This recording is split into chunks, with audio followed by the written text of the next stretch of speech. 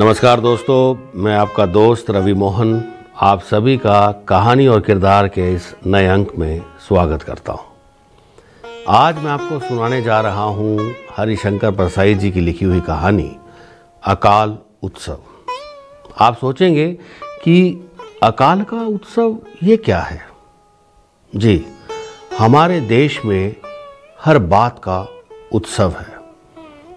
ये बात कहीं ना कहीं हरिशंकर परसाई जी को चुभी होगी और तभी उन्होंने अपनी व्यंग्यात्मक शैली से अपनी कलम के साथ इस कहानी को लिखा होगा। तो आइए सुनते हैं कहानी अकाल उत्सव। दरारों वाली सपाट सूखी भूमि नपुंसक पति की संतान इच्छु पत्नी की तरह बेअकल नंगी पड़ी है।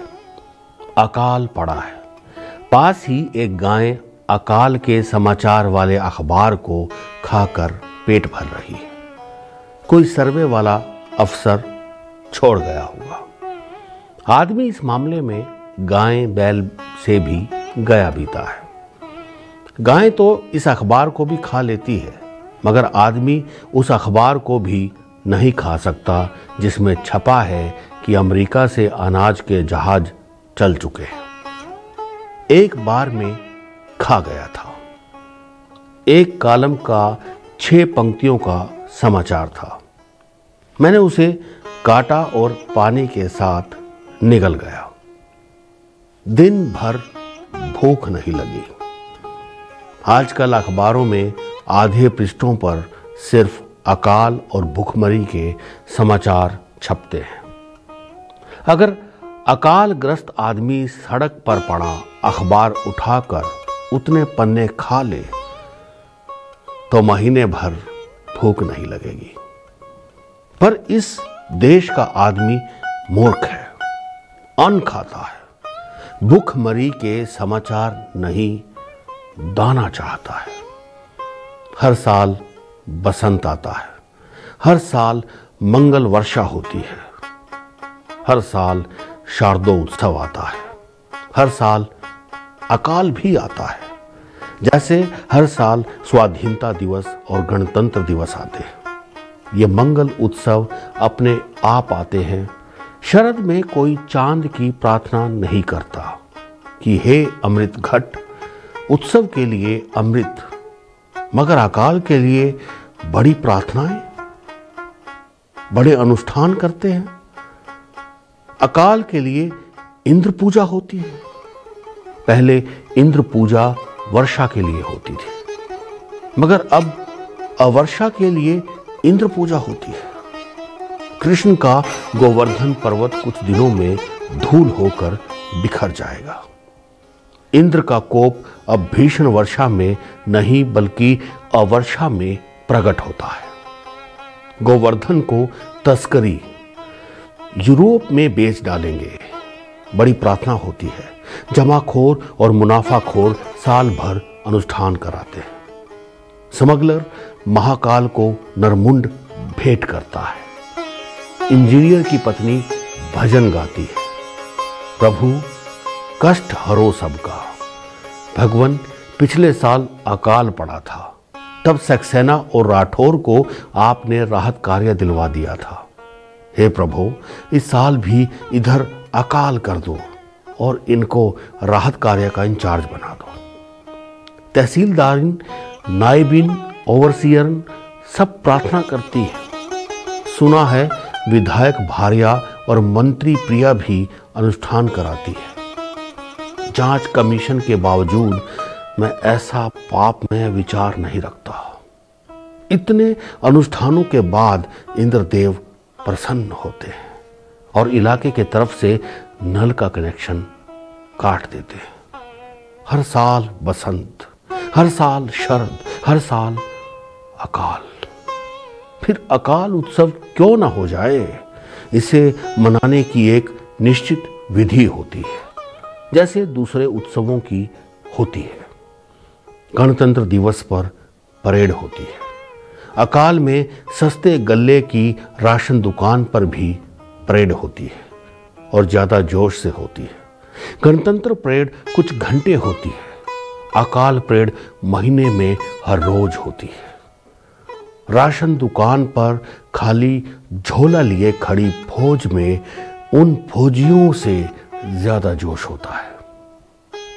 साल में 10 महीने पहलवान ऐलान करता है, इस साल वो रियाज किया है कि कोई अखाड़े में मुकाबले में नहीं उतर सकता। चुनौती देता हूं, कोई अप्रैल मई में लड़ ले। मगर पहलवान को अप्रैल में टाइफाइड हो जाता है और वो कहता है, अब मैं लाचार हूं। टाइफाइड ने सारी बादाम उतार दी। मंत्री लोग ऐसे ही पहलवान हैं। 9 महीने ताल ठोकते हैं, अन्न का अभाव सामने आने की हिम्मत नहीं कर सकता। इतने लाख क्विंटल का स्टॉक होगा। लेवी ली जाएगी, लड़ ले कोई जमाखोर पछाड़ दिया जाएगा। मगर मई आते ही उसे भी टाइफाइड हो जाता है। कहता है, क्या करूं, जमाखोरी का टाइफाइड सरकार को हो गया है। विरोधी तो विरोधी, अपनी पार्टी के लोग भी रोग के कीटाणु लिए, दवा लेने अमेरिका भेजा है। जो आदमी दवा लेने अमेरिका भेजा है, मई में वीर मंत्रियों को भी बादाम उतर जाती है। इधर मैंने देखा, उल्टी लेवी ली जाने लगी है। एक शहर में भारतीय निगम के गोदाम से गलत नंबर प्लेट के ट्रक में लदकर 15 बोरे गेहूं जा रहा था कि फाटक पर चौकीदार ने पकड़ लिया। उसने पूछा, ये लेवी का गेहूं कहां जा रहा है भाई? विभाग के आदमी ने कहा, तुम्हें नया कानून नहीं मालूम? नए कानून के मुताबिक खाद्य निगम खुद लेवी देगा। वही लेवी ये है जो जमाखोर को दी जा रही है। नए ऑर्डर पूछ लिया करो। मैं एक विधायक से पूछता हूं, अकाल की स्थिति कैसी है? वो चिंतित होता है। मैं समझता हूं ये अकाल से चिंतित है। मुझे बड़ा संतोष होता है। मगर वो जवाब देता है, हाँ अकाल तो है पर ज्यादा नहीं है। कोशिश करने से जीता जा सकता है। सिर्फ 11 विधायक हमारी तरफ आ जाएं तो हमारी मिनिस्ट्री बन सकती है। हर आदमी का अपना अकाल होता है। इनका अकाल दूसरा है। इन्हें सिर्फ 11 क्विंटल विधायक मिल जाए तो अकाल समस्या हल हो जाए। सत्ता की दिन में यह सब सोचता हूं और रात को मुझे विचित्र सपने आते हैं। एक रात सपना आया, राष्ट्र ने अकाल उत्सव मनाना तय कर लिया है।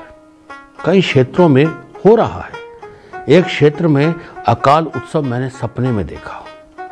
आसपास के 4-5 गांवों के किसान, स्त्रियां, बच्चे इकट्ठे थे। पंडाल सजाया गया था। मंत्री जी अकाल समारोह का उद्घाटन करने आने वाले थे। पटवारी ने भूखों से चंदा इकट्ठा करके गुलाबों की मालाएं कस्बे से मंगवा ली थी। स्त्रियां खाली मंगल घटों में सूखे नाले के किनारे की घास रखकर कतार में चल रही थी। वे गा रही थी, अब के बरस मेघा फिर ना बरसो, मंगल पड़े अकाल रे। ओवरसियर और उसके साथी उनमें से अपने लिए छांट रहे थे। साहब, उसे देखो कैसी मटकती है। अरे मगर इस सामने वाली को तो देख, 2 बार पूरी रोटी खा ले तो परी हो जाए। मगर साहब, सुना है तहसीलदार साहब भी तबीयत फेंक आदमी है। अरे तो थ्रू प्रॉपर चैनल भाई, सरकारी नियम हम थोड़े ही तोड़ेंगे। हड्डी ही हड्डी। पता नहीं किस गोंद से इन हड्डियों को जोड़कर आदमी के पुतले बनाकर खड़े कर दिए गए हैं। मुझे लगने लगा कि वही सुख की गहरी नींद सोता है जिसे सपने नहीं आते। मेरा पहले ख्याल था कि सूअर और कुत्ता ऐसे प्राणी हैं जिन्हें सपने नहीं आते होंगे, पर अब अन्न का दाना ना मिलने से चूहे को भी सपने आते हैं। सपने में देखता हूं कि भूखे लोग तरह तरह की सरकारें बनाते हैं, अकाल उत्सव भी मनाते हैं, बड़ा आनंद है, पर रोटी नहीं मिलती, अन्न नहीं मिलता। यथा तो ब्रह्म जिज्ञासा। मैं दार्शनिक हो जाता हूं। ऋषि शिष्य से ब्रह्म के रूप के बारे में चिंतन करने को कहता हूं। जिज्ञासु शिष्य उपवास करके चिंतन करता है और भूखा ब्रह्मचारी आकर कहता है, गुरु अन्न ब्रह्म, अन्न ही ब्रह्म है गुरु, अन्न अन्न, इसके बाद ही आनंद ब्रह्म है। इधर हलचल बढ़ रही है। ना जाने कौन इन लोगों को समझाते हैं कि जो सरकार अकाल को उत्सव मानेगी, रोटी नहीं देगी, मगर लोगों की उत्सव मनाने की आदत पड़ गई है। उत्सव का रूप चाहे बदले, पर फिर भी उत्सव मनाएंगे। मुझे भयंकर सपना आता है। देखता हूं कि अकाल उत्सव के मूड में ढोलक बजाकर नाचते गाते भूखे अधमरे राजधानी में आ गए और बड़ा भयकारी दृश्य मुझे दिखता है। एक विधायक पहचान का मिलता है, उसका एक हाथ नहीं है, आस्तीन से खून टपक रहा है। मैं पूछता हूं ये क्या हो गया? तो वो कहता है, वही अकाल उत्सव वाले लोग मेरा हाथ खा गए, किसी विधायक की टांग खा ली गई है, किसी मंत्री की नाक चबा ली गई है, किसी का कान। भीड़ बढ़ती जाती है, विधायक और मंत्रीगण भाग रहे हैं। एकाएक सैकड़ों जमाखोरों और मुनाफाखोरों को लोग पकड़ लाते हैं और उन्हें भून रहे हैं। कहते हैं, तुम्हारी भूख इतनी विकट है कि अपना ही भुना हुआ गोश्त खाए बिना तुम्हारा पेट नहीं भरेगा। हमें खाओगे तो भूखे रह जाओगे। हमें खाने लायक कितना कम है। अब वे पुलिस और राइफल की राह देख रहे हैं। सारे विधान भवनों में सन्नाटा, संसद और उसके अहाते में सन्नाटा। अब ये भूखे क्या खाएं? भाग्य विधाताओं और जीवन के थोक ठेकेदारों की नाक खा गए, कान खा गए, हाथ खा गए, टांग खा गए, वे सब भाग गए।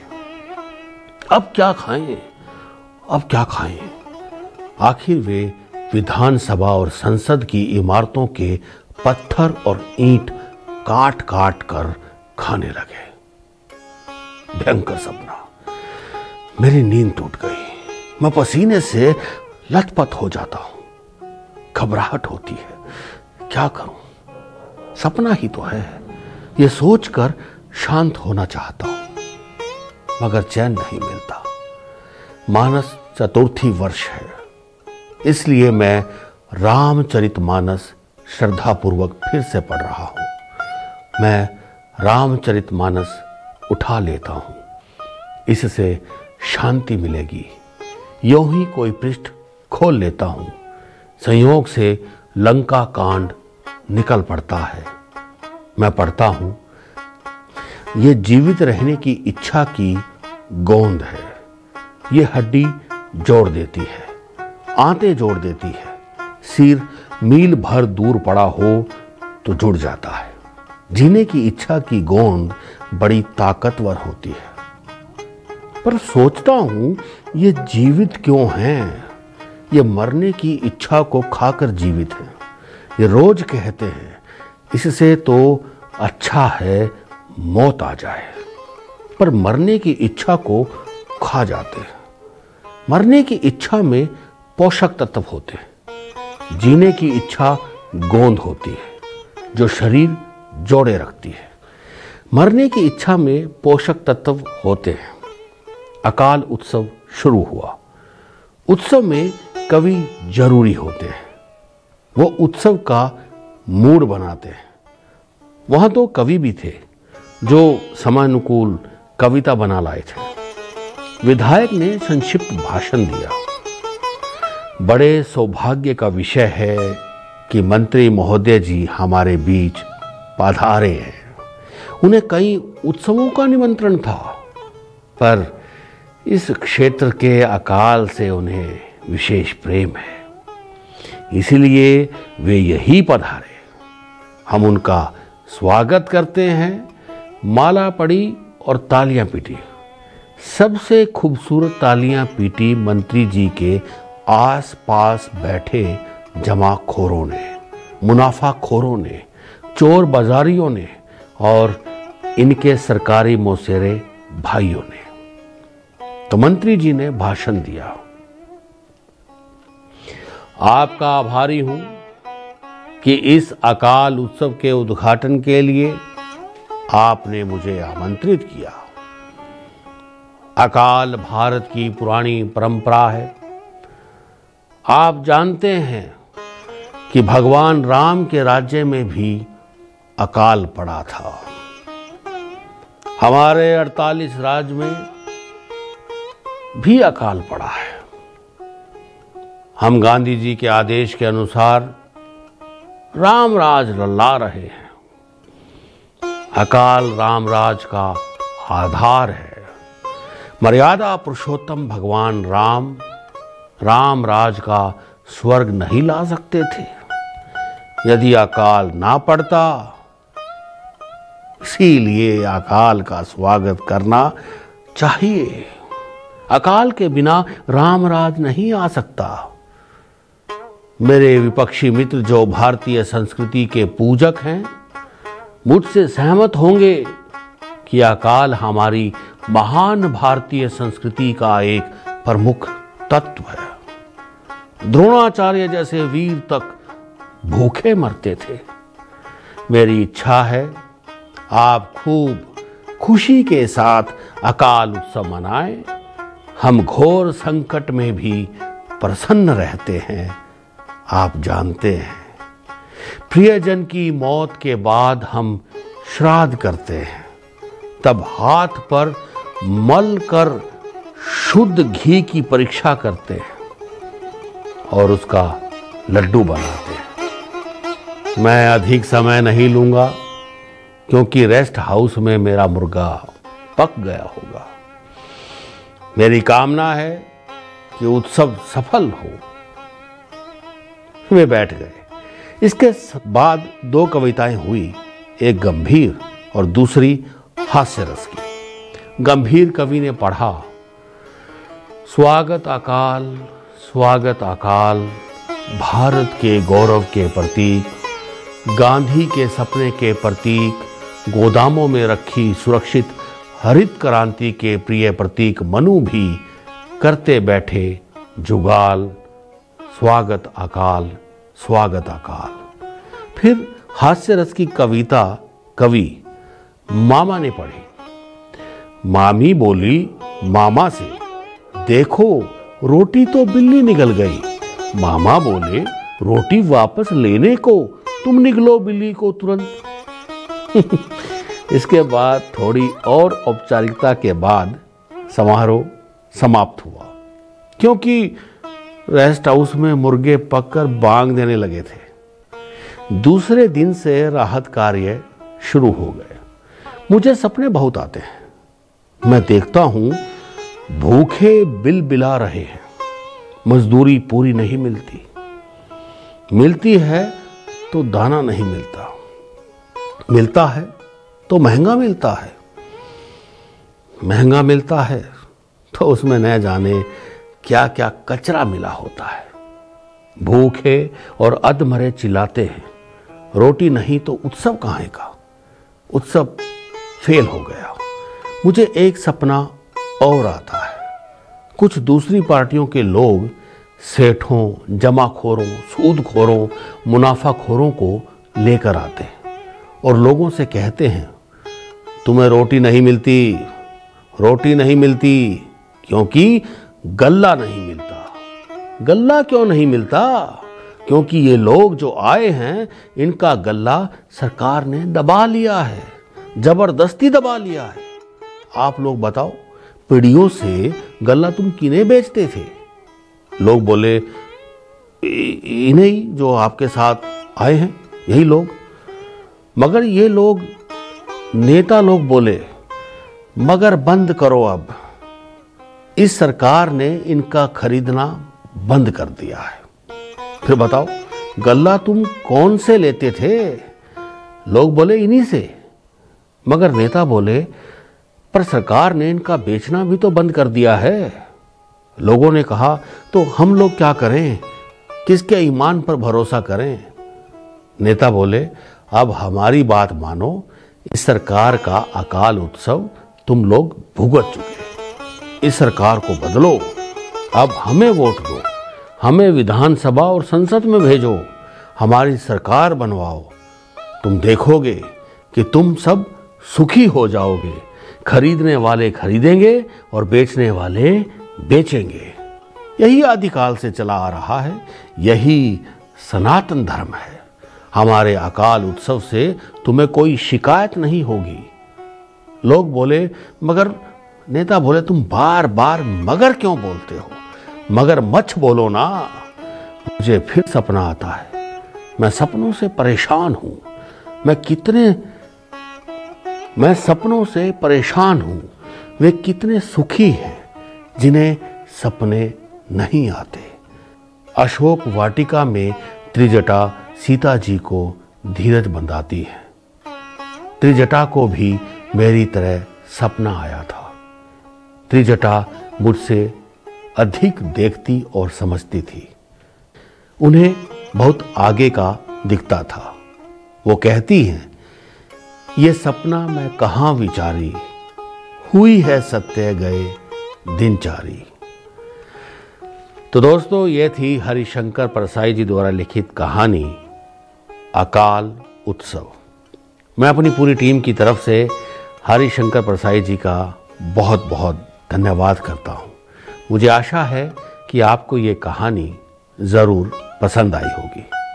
मेरी आपसे गुजारिश है कि मेरे जिन दोस्तों ने ये चैनल सब्सक्राइब नहीं किया है, वो कृपया इस चैनल को सब्सक्राइब कर दें और अपने मित्रों तक, दोस्तों तक इस कहानियों को ज़रूर पहुंचाएं। अगर ये कहानी श्रोताओं तक, दर्शकों तक पहुंचेगी तो उनका ज्ञानवर्धन होगा। और अगर आपको कोई सुझाव देना हो तो आप कमेंट बॉक्स में लिखें। तो दोस्तों, मिलते हैं कहानी और किरदार के अगले अंक में एक नई कहानी के साथ। तब तक के लिए नमस्कार।